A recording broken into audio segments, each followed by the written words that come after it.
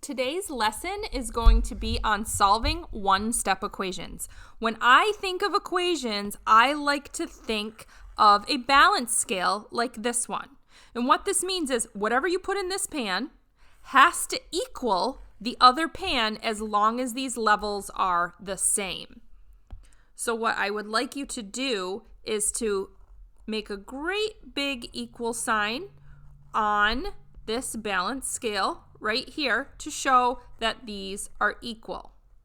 And what I can do, I'm going to put an X, and then I'm going to put 2 1s right here on the left-hand scale. You can do the same. On the right, I am going to put 6 little 1s. What this says algebraically is that my X and my 2 are equal to 6 right here. This is my equation. My goal in solving an equation is to figure out X equals something. So right now I have X plus 2 on the left. I only want X on the left. I want X to equal something. So you know what I would do? Physically, I would come and I would take away those 2 1s to get X by itself. But what happens? The scale would tip. This is what it would now look like. And we don't want that. So what I can do, if I take 2 away on this side, to keep it even, I'm going to take 2 away on this side. That's visually what's happening when you solve an equation. So now let me show you. I like, with the equal sign, to draw a line, and that makes me remember about this balance scale. Whatever I do on one side, I have to do to the other. So if I'm going to take 2 away on the left so that I can get X by itself, I also have to take 2 away on the right to keep that equal sign even. These 2's, 2 minus 2, as we saw right here, it equals 0. So all I'm left with is X on the left. Bring down my equal sign. 6 minus 2 is 4. As I'm showing you how to solve these equations, it's going to be important that you write this down just like I do. This is going to help when the equations get harder and in your next few years in math to have a system and a process for showing your work in solving equations. What we now do after we solve an equation, can't talk right now, we check it. Here's how we check the equation. We're going to write down the original equation, X plus 2 equals 6. Now we think that X is equal to 4. So our next step is we're going to substitute in here. We think that 4 is equal to X. So the question is, 4 plus 2, does that equal 6? This is how we check. Well, yes, 4 plus 2 is 6. So both sides of the equation equal each other and it checks. The rule of equations is as follows. Write this down in your notes. Whatever you do to one side of the equation, you have to do it to the other side. And right now I'm going to show you how we're going to undo operations to get the variable by itself. In the example I just showed you, it was X plus 2. To undo that, we subtracted 2. So the opposite of adding is subtracting. So let's try y minus 3 equals negative 2. So we have our variable, y. We are subtracting 3. The opposite of subtracting 3 is adding 3. I'm going to draw my line to show that we have equal on either sides. I am going to add 3 to both sides. Right here, negative 3 plus 3 is 0. So all we're left with is y equals, and you can use your calculator, negative 2 plus 3 is 1. We're going to check this. The way we check it is we're going to rewrite the original equation. We think y is 1, so we're going to substitute in a 1 there, 1 minus 3, and we're going to see, does this equal negative 2? Yes, it does. Both sides match, so we know we have the correct answer for our equation. What about with multiplication? So 4m, this is 4 times m, equals 24. Now, what's the opposite of multiplying? We have our variable we're multiplying by 4. Divide by 4. And please notice the way that I'm writing this. I want you to write divided by 4, kind of like a fraction. If we do it on the left, we have to divide by 4 on the right as well. Well, 4 divided by 4 is 1. So we're left with 1m on the left. 24 divided by 4 is 6. Now we're going to check our equation by rewriting the original equation that was given to us.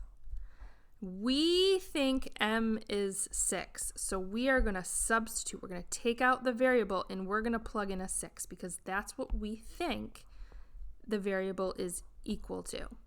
So the question is 4 times 6 equal to 24? It is, and it checks. One more, if we have a variable divided by 3 equal to 10. So what you can do is you can ask yourself, well, what's happening to the variable? In this case, it's being divided by 3. The opposite of dividing by 3 is multiplying by 3. So notice how I'm using my parentheses to show multiplication. I'm multiplying by 3 on the left, which means I need to multiply by 3 on the right. The reason why I multiplied by 3, you can think about this as 3 over 1. If we cross simplify, those cancel out. We're left with our variable is equal to 30. Now we are going to check by rewriting the original equation as it was given to us. We think d is equal to 30, so we are going to substitute in 30 divided by 3. Does that equal 10? Yes, it does. That means both sides match, so we have a correct answer here.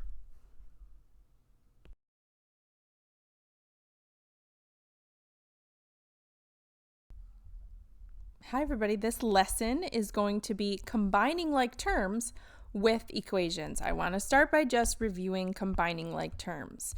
So if we have 3 hearts, this would 1, 2, 3 hearts, that would be those, plus 2 hearts, we would have 5 hearts. In the same respect, if we had 2 hearts plus 5 stars plus another 4 hearts, and we were combining this all together, what would we have? Well, we would have 6 hearts and 5 stars. My point is that the hearts and the stars can't be combined, but we can take the 2 hearts and the positive 4 hearts and combine those. The 5 stars are different. I'm talking about hearts and stars, but this could just as easily be X's and Y's. So if the hearts were actually X's, and the star was a Y, you would have, in this case, 6x plus 5y.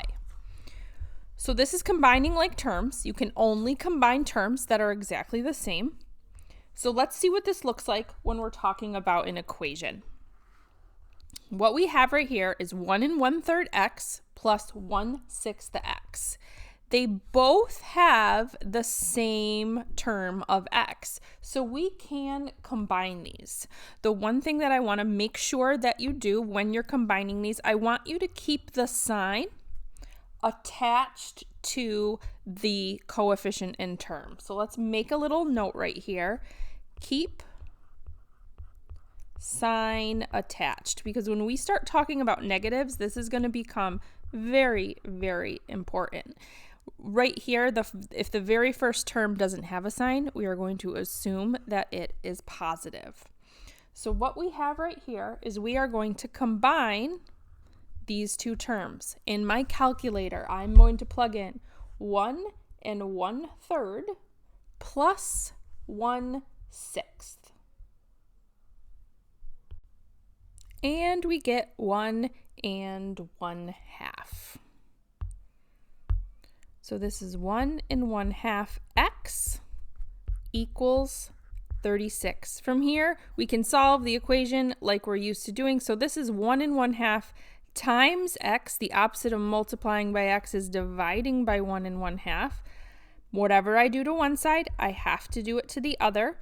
So right here, 1 1/2 divided by 1 1/2 is 1. So we're left with 1x. And in my calculator, 36 divided by 1 1/2, my answer is 24. Once we solve an equation, we do have to check it. We start by writing out the original equation.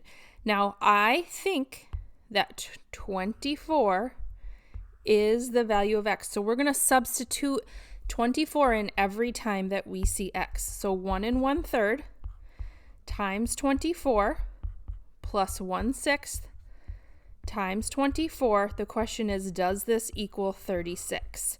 Lucky for me, I can plug this whole thing into my calculator.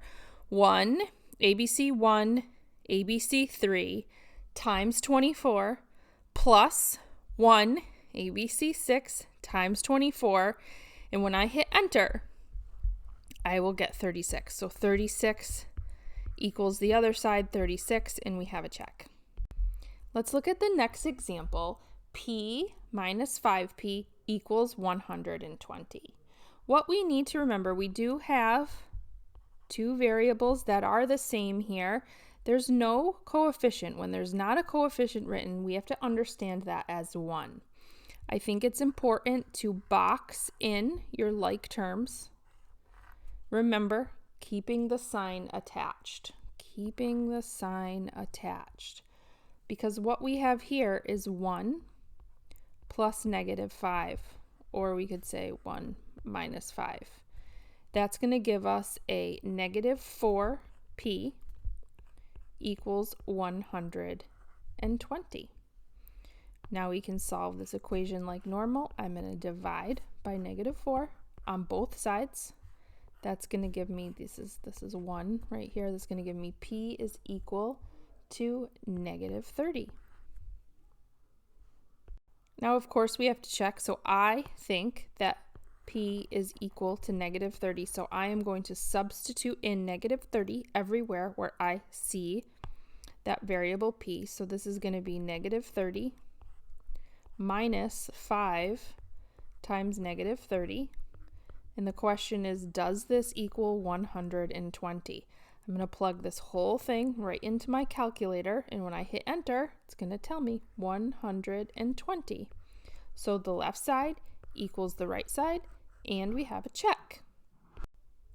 Two more examples, and I want to show you why it's very important to keep that sign attached and why I like to box in like terms. So we have -3.5y, and then we have a -6.2y.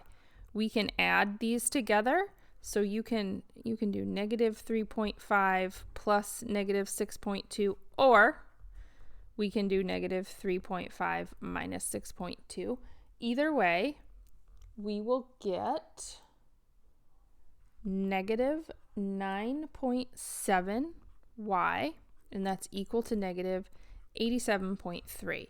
From here, we're going to solve it like we normally would. Don't forget to keep that negative attached here. Keep this negative.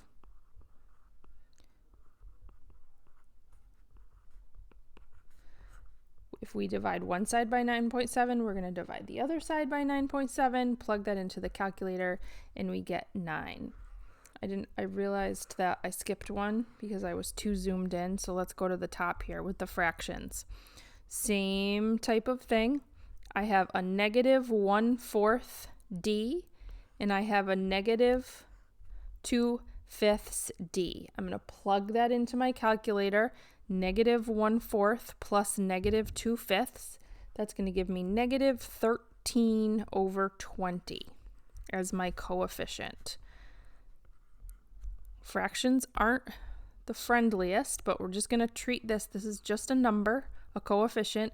So negative 13/20 times d, the opposite of multiplying would be dividing. We're going to divide both sides by negative 13/20. We get d is equal to negative 60. One more to go.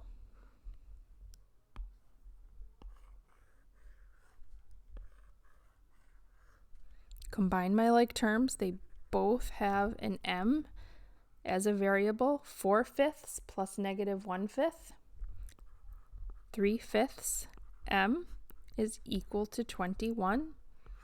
Divide by 3/5 on both sides. We've created a complex fraction here. 3/5 divided by 3/5 is 1.